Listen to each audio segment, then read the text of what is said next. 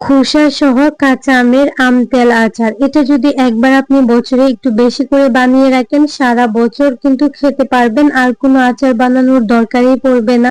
পোলাও, বিরিয়ানি, খিচুড়ি এছাড়াও এটার তেলটা দিয়ে বিভিন্ন রকমের ভর্তা খেতে পারবেন। আর এটা কিন্তু ডুবো তেলে আচারটা বানাতে হয়, ফ্রিজ ছাড়াই সারা বছর সংরক্ষণ করতে পারবেন, কোনো রকম রোদে দেওয়ার ঝামেলা নাই। আচারটা বানানোর সময় আচারের ঘ্রাণে পুরা বাসাটা একদম মোমো করছিল। অবশ্যই একবার হলেও এই আচারটা বানিয়ে দেখবেন। আর কথা না বাড়িয়ে রেসিপি দেখে আসি। খোসা সহ আমের তেল আচারটা বানানোর জন্য কিন্তু আমের আটিগুলো একটু শক্ত হয়েছে, এরকম আম নেওয়াটাই ভালো। তবে আমি এখানে যে আমগুলো নিয়েছি, এই আমগুলোর মধ্যে কিছুটা আমের আটি হচ্ছে শক্ত, আবার অনেকগুলো হয়েছে নরম। ঠিক এইভাবে কেটে নিয়েছি, কিছুটা একদম ফালি করে আর কিছুটা মাঝখানে টুকরা করে কেটে নিয়েছি। এই কাঁচা আমগুলোকে কিছুক্ষণ লবণ পানির মধ্যে ভিজিয়ে রাখবো। তবে আপনারা চাইলে চুন পানির মধ্যে ভিজিয়ে রাখতে পারেন, তবে চুনটা আসলে সবসময় সবার কাছে থাকে না। এটাকে একটা সাইডে রেখে আমি মশলাটা রেডি করে নিব। এখানে নিয়ে নিচ্ছি 1 টেবিল চামচ সরিষা। আমি এখানে 2 রকমের সরিষা নিয়েছিলাম, তবে ওইটা পরে দিয়েছিলাম। দিয়ে দিচ্ছি 5 ফোড়ন আর শুকনো মরিচ, এটাকে হালকা ভেজে গুঁড়া করে নিয়েছি। আপনারা চাইলে ধনিয়া, মরিচ, জিরা এক্সট্রা করে দিতে পারেন, তবে আমি 5 ফোড়নটাই নিয়েছি, অতিরিক্ত মশলা দেই নাই। তো মশলাটাকে গুঁড়া করে নিয়েছিলাম, ওইটা দিয়েছি, সাথে হলুদের গুঁড়া, মরিচের গুঁড়া, এতে করে কালারটা সুন্দর হবে আর একটু ঝাল ঝালও হবে। স্বাদ মতো লবণ দিয়ে দিচ্ছি, ভিনেগার। আমি এগুলো দিয়ে খুব ভালোভাবে মেখে এটাকে একটা সাইডে রেখে দেব। কিছুক্ষণ পরে এই মশলাটা ফুলে অনেকটাই টাইট হয়ে যাবে। অবশ্যই এখানে পানি ইউজ করা যাবে না, ভিনেগার এমনিতেই দেওয়া হয় আচারে, যার জন্য আমি আগে এভাবে মশলাটা রেডি করে নিচ্ছি ভিনেগার দিয়ে।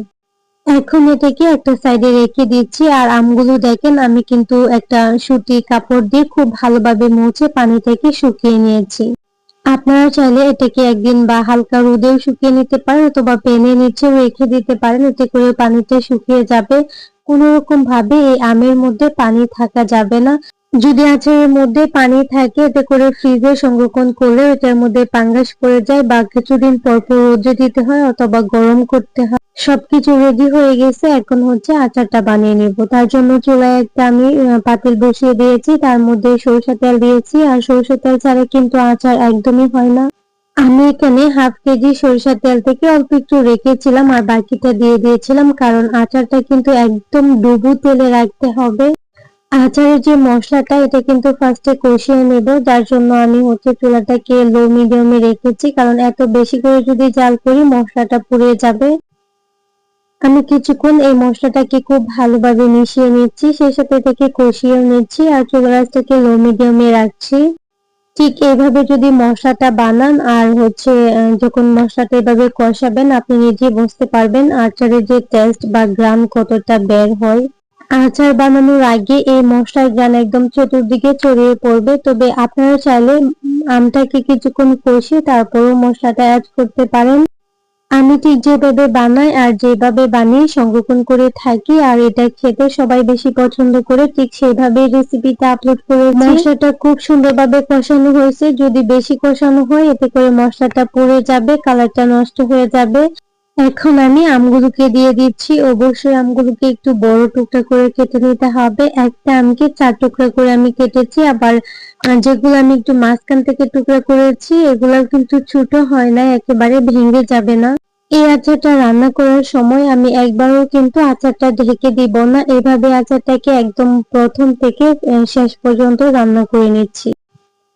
তো কিছুক্ষণ জাল করার পরে দেখবেন কালারটা চেঞ্জ হয়ে গেছে, উপরে যে আমের খোসাটা সবুজ কালার ছিল ওটা চেঞ্জ হয়ে গেছে। আমি এই পর্যায়ে একটু ভালোভাবে নেড়ে দিব, কারণ যখন আমটা সিদ্ধ হয়ে যাবে তখন কিন্তু একদম হালকা হাতে এটাকে নেড়ে চেড়ে দিতে হবে। আর মশলা কিন্তু সবকিছু দেওয়া হয়ে গেছে। আর এখন আমি এই যে আমটা অতিরিক্ত টক ভাবটাকে একটু দূর করার জন্য এখানে হাফ কাপের মতো চিনি অ্যাড করেছি। 1 কাপ নিয়েছিলাম, তবে হাফ কাপ দিয়েছি। এই আচারের মধ্যে হাফ কাপ চিনি দেওয়ার কারণে আচারটা কিন্তু মিষ্টি হবে না, আবার আমের যে অতিরিক্ত একটা টক আছে ওটা থাকবে না। এই আম তেল আচারের মধ্যে অনেকেই চিনিটা দেয় না, এটা টোটালি অপশনাল, আপনারা চাইলে দিতে পারেন, আবার না চাইলে এটাকে স্কিপও করতে পারেন। কিছুক্ষণ নেড়েচেড়ে খুব ভালোভাবে মিশিয়ে নিয়েছি। আমি আর কিছুক্ষণ রান্না করব, তাহলে আচারটা হয়ে যাবে। আচারটা রান্না করে নিচ্ছি। সাথে একটা রিকোয়েস্ট করছি, যদি আমার চ্যানেলে আজকে নতুন হয়ে থাকেন, আমার রেসিপিগুলো আপনাদের একটু ভালো লেগে থাকে, তাহলে প্লিজ চ্যানেলটাকে সাবস্ক্রাইব করে পাশে থাকা বেল আইকনটা অন করে দিবেন। এই আচারটা কিন্তু হয়ে গেছে, তবে আমটাকে আমি একটু চেক করে নিচ্ছি খুব ভালোভাবে সিদ্ধ হয়েছে কিনা। তো আমটা সিদ্ধ হয়ে গেছে, তবে আমটা কিন্তু একেবারে গলে যায় নাই, যার কারণে আমি চুলাটাকে অফ করে দিব। আর গরম তেলের মধ্যে যদি আমটা থাকে, আর আমটা খুব ভালোভাবে সিদ্ধ হয়ে যাবে। একটু দেখিয়ে দিচ্ছি, দেখেন কতটা লোভনীয় হয়েছে। মাশাআল্লাহ, এই আচারটা এত পরিমাণে মজার হয়েছিল, আপনারা একবার হলেও এটা অবশ্যই অবশ্যই বাসায় ট্রাই করবেন। আর একটা আচারে কিন্তু যথেষ্ট, পুরা বছর জুড়ে খেতে পারবেন। তেলটা দিয়ে বিভিন্ন রকমের ভর্তা, ভাত সবকিছুই খেতে পারবেন।